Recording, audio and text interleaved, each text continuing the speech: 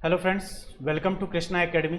दोस्तों, आज हम लोग बात करेंगे एनबीएस के सिलेबस के बारे में, यानी पीजीटी। अगर आपने पीजीटी से अगर आप फॉर्म भरा है एनबीएस का, तो उसमें क्या क्या सब्जेक्ट आपसे पूछे जाएंगे, उसका सिलेबस क्या है, कितने कितने नंबर का पेपर होगा, उसमें से कौन कौन से सब्जेक्ट आपसे पूछे जाएंगे, उसके बाद से कितने घंटे का पेपर होगा, इन सब चीज़ों के बारे में देखेंगे। उसी तरीके से अगर मान लीजिए आप टीजीटी के लिए अप्लाई कर रहे हैं, तो उसमें क्या क्या आपसे पूछा जाएगा, क्या क्या सब्जेक्ट है, कितने नंबर का क्वेश्चन आएगा, कितने घंटे का पेपर होगा, इसका हम लोग थोड़ा एनालिसिस करेंगे कि क्या ये एग्ज़ाम यूपी टीजीटी से या यूपी पीजीटी से आसान है कि टफ है। ठीक है, तो देखिए, चलिए स्टार्ट करते हैं और किस तरीके से ये यूपी टीजीटी पीजीटी से अलग है, इसके बारे में भी हम लोग बात करेंगे। तो अभी हम बात करें कि एनबीएस पीजीटी का सिलेबस क्या है। तो देखिए, टोटल 150 नंबर का क्वेश्चन आएगा, टोटल 150 नंबर का क्वेश्चन आएगा और 150 क्वेश्चन भी आएंगे, यानी 150 नंबर का 150 क्वेश्चन, यानी प्रत्येक क्वेश्चन 1 नंबर का होगा। ठीक है, 3 घंटे का पेपर होगा। ड्यूरेशन कितना है, तो 3 घंटे का ड्यूरेशन है इसका। ठीक, अगर इसमें बात करें कि पार्ट 1 में क्या पूछा जाएगा, तो पार्ट 1 में आपका जनरल अवेयरनेस यानी कि करंट अफेयर और जीके से आपसे क्वेश्चन पूछे जाएंगे, 10 क्वेश्चन 10 नंबर का। ठीक है, उसी तरीके से रीजनिंग एबिलिटी, रीजनिंग से आपसे क्वेश्चन पूछा जाएगा। रीजनिंग से अच्छा खासा क्वेश्चन पूछा जा रहा है, 20 क्वेश्चन आपसे रीजनिंग से पूछा जाएगा, 20 नंबर का। आप इसे भी याद रखिएगा। ठीक है, और आपको पता है कि जो लोग बीएड किए हैं वही इस फॉर्म को भर सकते हैं। इसके लिए जरूरी नहीं कि आप सीटेट पास हो, बस आपके पास बीएड की डिग्री होनी चाहिए 50% नंबर के साथ। ठीक है, और ग्रेजुएशन और पोस्ट ग्रेजुएशन की आपके पास डिग्री है, तो आप इस एग्ज़ाम को दे सकते हैं। जैसे पीजीटी के लिए क्या चाहिए, पीजीटी के लिए पीजी चाहिए 50% के साथ, और प्लस बीएड चाहिए। ठीक है, प्लस बीएड आप याद रखिएगा। देखिए, अगर हम बात करें कि यूपी पीजीटी के, तो उसमें बीएड का रिक्वायरमेंट नहीं है, सिर्फ पीजी हो तो काम चल जाता है। लेकिन यहाँ पे क्या है, पीजी के साथ साथ आपका बीएड होना चाहिए 50% मार्क्स के साथ, तभी आप इस एग्ज़ाम को दे सकते हैं। ठीक है, तो जनरल रीजनिंग एबिलिटी से कितना क्वेश्चन आ रहा है, 20 नंबर का है। नॉलेज ऑफ आईसीटी, यानी इससे कितना क्वेश्चन आ रहा है, इससे भी 10 क्वेश्चन आएगा, 10 नंबर का। ठीक है, उसी तरीके से टीचिंग एप्टीट्यूड अब बताने की जरूरत नहीं कि टीचिंग एप्टीट्यूड क्या होता है, तो इससे भी 10 क्वेश्चन आएगा, 10 नंबर का आएगा। ठीक है, उसी तरीके से अगर आप जिस सब्जेक्ट से पीजीटी दे रहे हैं, जैसे मान लीजिए कि आप हिंदी से दे रहे हैं, ठीक, इंग्लिश से दे रहे हैं या किसी और सब्जेक्ट से, तो उस सब्जेक्ट से रिलेटेड आपसे 80 क्वेश्चन पूछा जाएगा। लेकिन इसमें इस 80 क्वेश्चन में आपका टीचिंग बेस्ड क्वेश्चन भी आएगा, टीचिंग बेस्ड क्वेश्चन आएगा, और पेडागोजी और केस स्टडी बेस्ड क्वेश्चन भी आएगा, और एनईपी 2020 से भी क्वेश्चन पूछा जाएगा, यानी कि न्यू एजुकेशन पॉलिसी 2020 से भी आपसे क्वेश्चन पूछा जाएगा इसी 80 नंबर में। ठीक है, तो टोटल कितना हुआ, 130 नंबर। और आपका एक लैंग्वेज का क्वेश्चन होगा। लैंग्वेज में क्या होगा कि लैंग्वेज में आपकी जनरल हिंदी रहेगी और जनरल इंग्लिश रहेगा, मतलब 20 नंबर का लैंग्वेज से क्वेश्चन आएगा, जिसमें 10 नंबर का इंग्लिश आएगा, ठीक, और 10 नंबर का हिंदी आएगा। और प्रत्येक में, यानी इन दोनों सब्जेक्ट में 40% मार्क्स लाने होंगे कम से कम। ये क्वालिफाइंग रहेगा, मतलब ये क्या दिया है, this part is qualifying in nature only with minimum 40% marks in each language, यानी प्रत्येक लैंग्वेज में आपको 40% नंबर कम से कम लाने होंगे, ये क्वालिफाइंग है। ठीक है, मतलब सिर्फ इसमें आपको पास करना है, इसके साथ नंबर आपका नहीं जुड़ जाएगा। ठीक, उसी तरीके से अगर बात करें टीजीटी का, टीजीटी में क्या पूछा जाएगा, तो टीजीटी में भी क्या होगा, 150 नंबर का पेपर होगा, 150 क्वेश्चन होंगे, यानी प्रत्येक क्वेश्चन 1 नंबर का रहेगा। 3 घंटे का आपका पेपर होगा, 3 घंटे का ये भी पेपर है। और उसके बाद से इसमें क्या क्या पूछा जाएगा, तो जनरल अवेयरनेस यानी करंट अफेयर और जीके से 10 क्वेश्चन आएंगे। ठीक, उसी तरीके से रीजनिंग से 10 क्वेश्चन आएगा। ठीक, आप इसे भी समझ रहिए। उसके बाद नॉलेज ऑफ आईसीटी से भी 10 क्वेश्चन आएगा, 10 नंबर का। ठीक, और टीचिंग एप्टीट्यूड से भी 10 क्वेश्चन आएगा।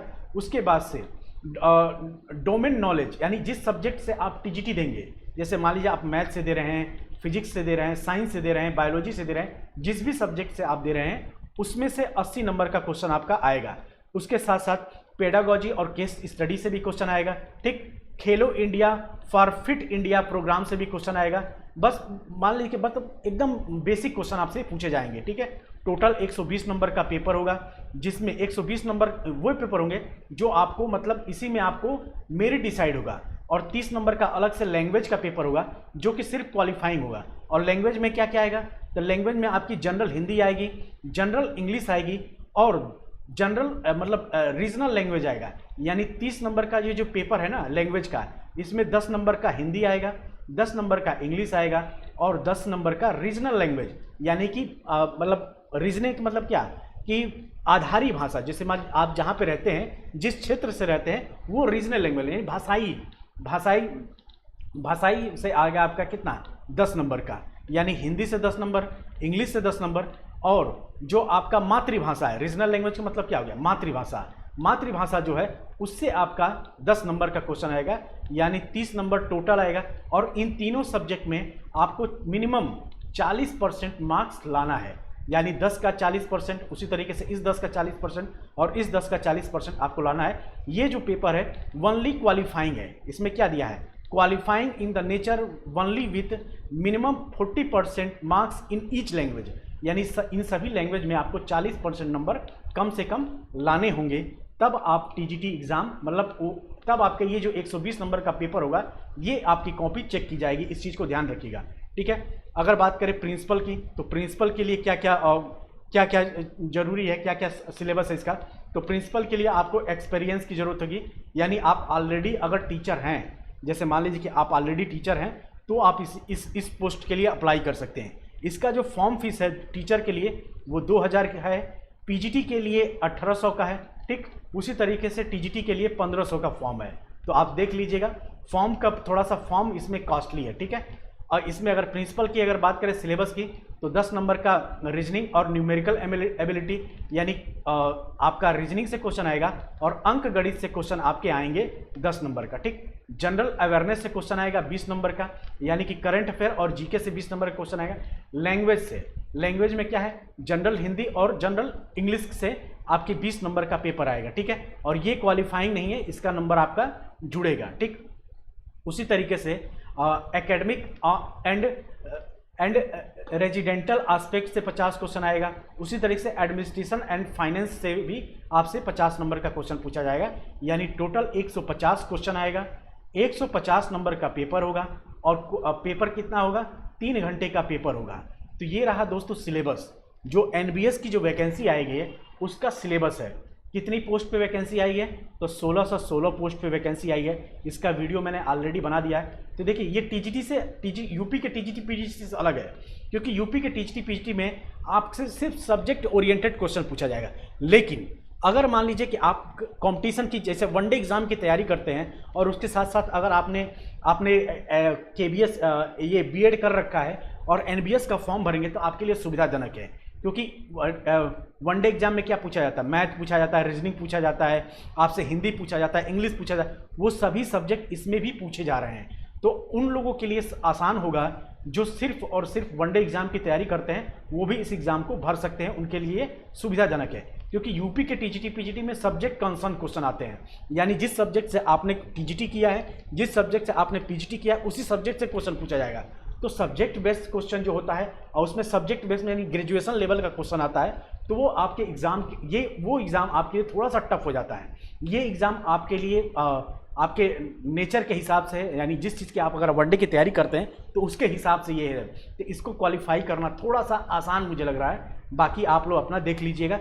अब मैंने आपको बता दिया कि ये सिलेबस आपसे आएगा। कई लोग हमसे कमेंट किए सर सिलेबस आपने नहीं बताया, तो ये सिलेबस है, पूरा सिलेबस है। अगर इसका डिटेल सिलेबस देखना चाहते हैं तो आप एनबीएस की वेबसाइट पर जाके इसका डिटेल सिलेबस देख सकते हैं कि जनरल एबिलिटी में कौन कौन सा क्वेश्चन आएगा, टीचिंग एप्टीट्यूड में क्या क्या चैप्टर है, उसी तरीके से सब्जेक्ट जो कंसर्न जो 80 नंबर का सब्जेक्ट का पेपर है उसमें क्या क्या आएगा, क्योंकि इसमें यहाँ पे नहीं दिया हुआ है। ठीक है दोस्तों, तो ये था सिलेबस। आई होप आप लोग को पसंद आया होगा। तो चलिए मिलते हैं अगले वीडियो में, तब तक के लिए आप सभी का बहुत बहुत धन्यवाद। जय हिंद, जय भारत।